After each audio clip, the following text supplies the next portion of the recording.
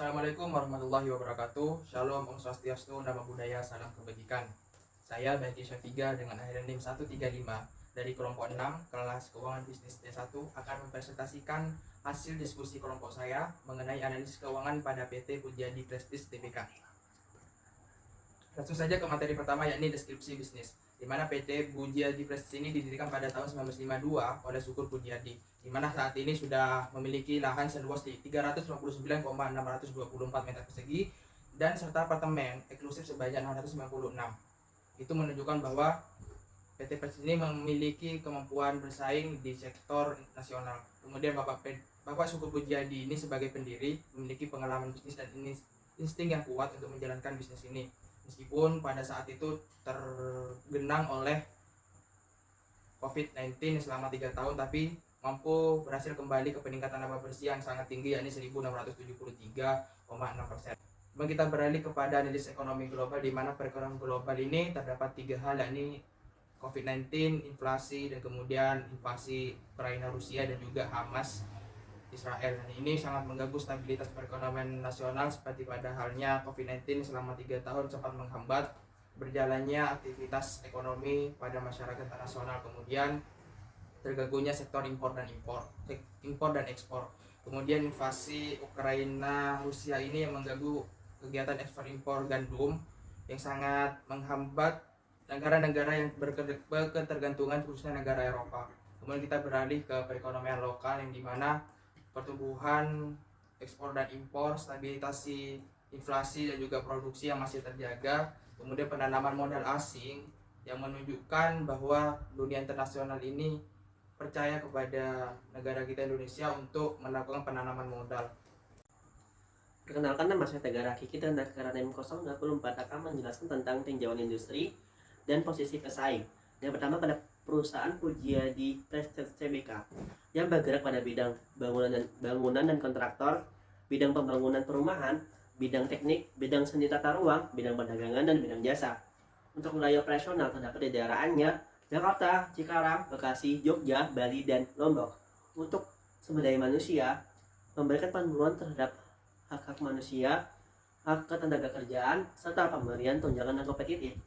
Kemudian untuk strategi pemasaran, mereka menggunakan anak perusahaan yang bernama PT Geraha Puji Pritindo yang berguna untuk menyewakan apartemen melalui divisi rental, memberikan promosi di setiap kegiatan, billboard, telemarketing, dan pemasaran iklan. Selanjutnya, untuk infrastruktur dan fasilitas, mereka memberikan pelatihan dan pengembangan, menyajikan layanan personal yang memberikan pengalaman yang tak terlupakan bagi penghuni, serta meningkatkan kualitas produk, memperbaiki layanan, penambahan pengkinian fasilitas agar dapat mengakomodir kebutuhan penghuni dan pengunjung.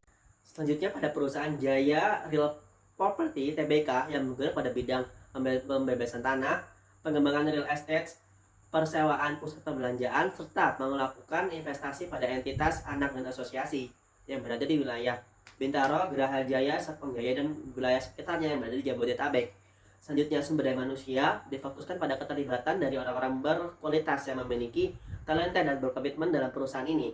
Selanjutnya, dalam strategi pemasaran, mereka menggunakan acara live, pameran properti, dan interaksi tatap muka di galeri pemasaran yang sangat aktif. Selanjutnya, untuk infrastruktur dan fasilitasnya, mereka menggunakan fasilitas berupa kesehatan yang sama, mengadakan program pelatihan online selama 2 kali dalam seminggu, meningkatkan kualitas dan nilai aset tanah dengan berinvestasi pada infrastruktur, aksesibilitas, dan fasilitas lainnya.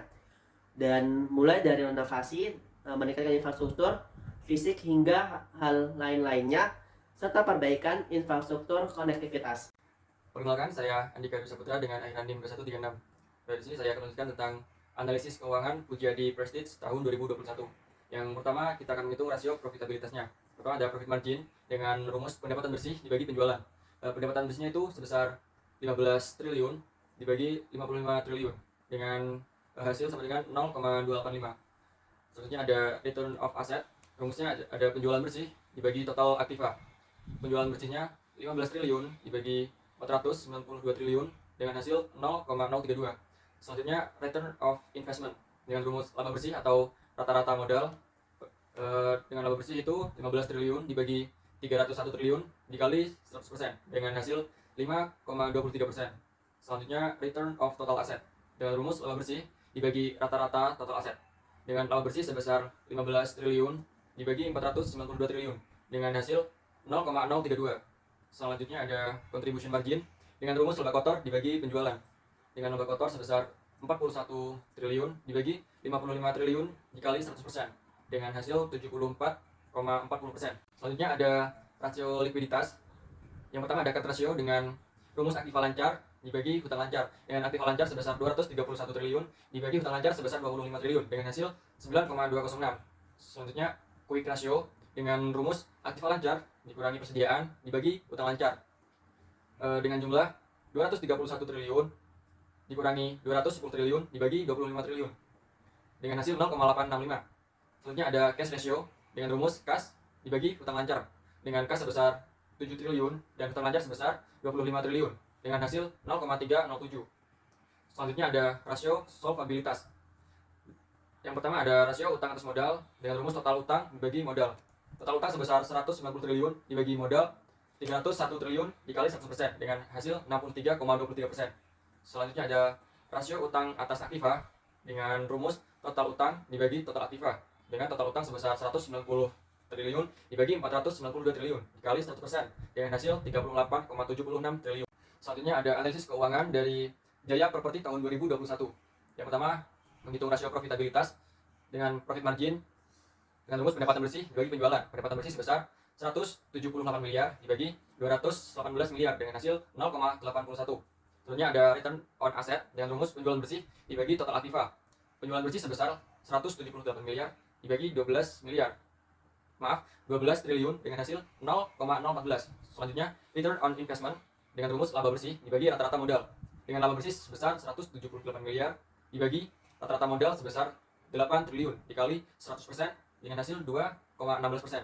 Selanjutnya ada return on total asset dengan rumus laba bersih dibagi rata-rata total aset dengan laba bersih sebesar 178 miliar dibagi 12 triliun dengan hasil 0,014. Selanjutnya ada contribution margin dengan rumus laba kotor dibagi dengan penjualan dengan laba kotor sebesar 268 miliar dibagi penjualan 218 miliar dikali 100% dengan hasil 122,79%. Selanjutnya ada rasio likuiditas. Yang pertama ada current ratio dengan rumus aktiva lancar dibagi hutang lancar dengan aktiva lancar sebesar 12 triliun dibagi hutang lancar sebesar 3 miliar dengan hasil 3,46. Selanjutnya quick ratio dengan rumus aktiva lancar dikurangi persediaan dibagi hutang lancar dengan aktiva lancar sebesar 12 triliun dikurangi persediaan sebesar 2 miliar dibagi hutang sebesar 3 triliun dengan hasil 0,65. Selanjutnya cash ratio dengan rumus kas dibagi hutang lancar dengan kas sebesar 774 miliar dibagi hutang lancar sebesar 3 triliun dengan hasil 0,22. Selanjutnya ada rasio solvabilitas. Yang pertama ada rasio utang atas modal dengan rumus total utang dibagi modal dengan total utang sebesar 3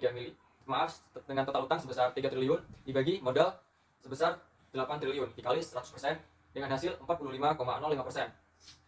Selanjutnya ada rasio utang atas aktiva dengan rumus total utang dibagi total aktiva dengan total utang sebesar 3 triliun dibagi total aktiva sebesar 12 triliun dikali 100% dengan diperoleh hasil 31,05%. Perkenalkan, saya Elizabeth Desi Mayanti dengan akhiran NIM 2105. Materi yang akan saya jelaskan adalah menghitung valuasi saham, yaitu dengan menggunakan metode PER atau Price to Earning Ratio dan PBV atau Price to Book Value. Untuk yang pertama adalah PER. Jadi rumus dari PER sendiri adalah harga saham dibagi dengan laba bersih dibagi dengan jumlah saham yang beredar. Untuk yang pertama adalah PT Pujiadi Prestige Tbk. Dan jadi data-data yang dibutuhkan atau komponen yang dibutuhkan untuk menghitung PER perusahaan ini adalah laba bersih dengan jumlah 285 miliar.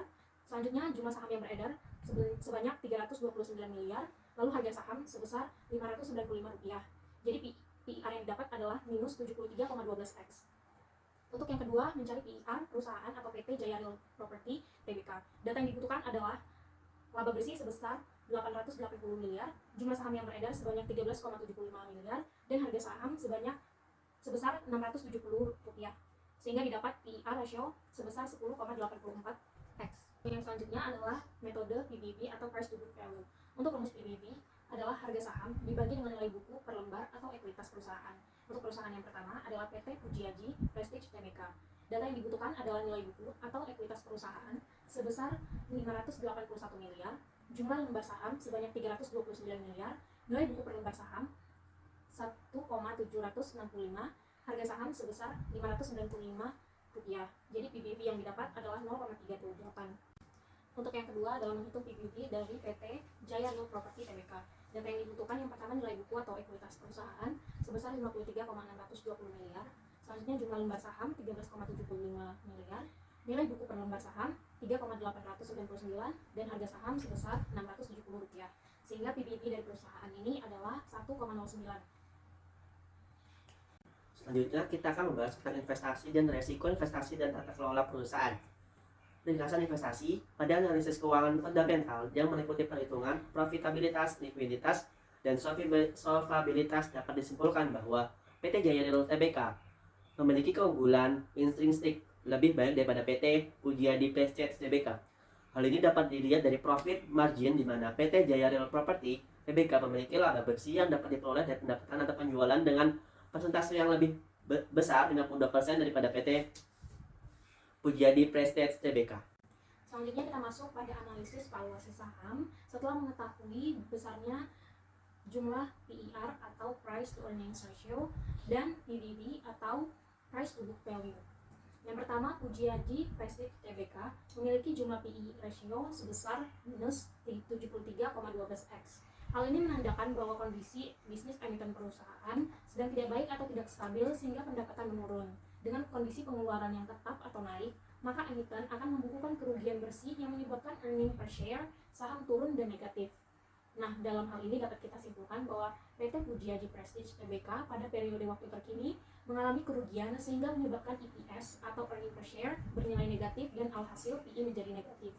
Untuk yang selanjutnya adalah PT Jaya Real Property Tbk memiliki jumlah PE ratio sebesar 10,38x. Hal ini berarti investor membayar 10 kali lipat laba bersihnya. Jika laba konstan, maka dalam jangka waktu 10 tahun, investasi pemilik modal akan berada pada BEP atau break-even point. Jika laba bertumbuh, maka akan lebih cepat. Selanjutnya adalah risiko investasi. Yang pertama, risiko likuiditas. Perusahaan mengelola profil likuiditasnya untuk dapat mendanai pengeluaran modalnya dan membayar utang yang jatuh tempo dengan menjaga kecukupan kas dan setara kas, dan ketersediaan pendanaan melalui total fasilitas kredit berkomitmen yang cukup. Perusahaan secara reguler mengevaluasi proyeksi arus kas dan arus kas aktual, terus-menerus menjaga kestabilan hari utang dan hari piutangnya. Untuk yang kedua, risiko kredit. Untuk mengurangi risiko gagal bayar bank atas penempatan deposito perusahaan memiliki kebijakan hanya akan menempatkan deposito pada bank-bank yang memiliki reputasi baik. Selanjutnya, risiko pasar. Perusahaan dan entitas anak terekspos dengan risiko pasar sehubungan dengan usaha perusahaan dalam bidang properti, di mana pasar properti mengalami kelesuan, serta usaha entitas anak yang bergerak dalam bidang perhotelan resort yang berada di pinggir pantai sehubungan dengan banyaknya risiko bencana tsunami yang dapat mengakibatkan penurunan pendapatan. Selanjutnya, tata kelola usaha. Perseroan senantiasa berkomitmen untuk mengoperasikan bisnisnya dengan profesional dan penuh tanggung jawab. Komitmen ini selaras dengan terlaksananya praktik tata kelola perusahaan yang baik di lingkungan perseroan. Dalam pelaksanaannya, perseroan senantiasa mematuhi peraturan perundang-undangan yang berlaku, termasuk peraturan OJK dan OB, serta peraturan perusahaan, kode etik perseroan, dan nilai-nilai perseroan. Masing-masing organ tata kelola memiliki tugas, tanggung jawab, hak, dan wewenangnya tersendiri untuk menjalankan perannya masing-masing.